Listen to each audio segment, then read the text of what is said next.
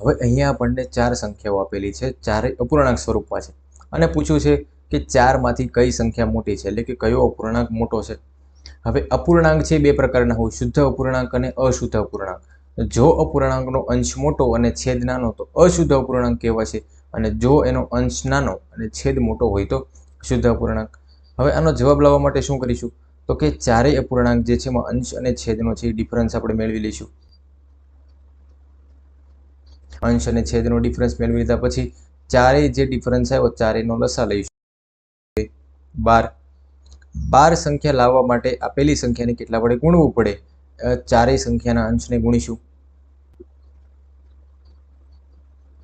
હવે અહીંયા 60 છે એ સૌથી મોટી સંખ્યા છે અને 9 છે એ સૌથી નાની સંખ્યા છે, એટલા માટે 3/8 એ સૌથી સ્મોલ નંબર કહેવાય છે, અપૂર્ણાંક સૌથી નાનો, જ્યારે 5/6 છે એનો જવાબ છે એ સૌથી મોટો આવશે।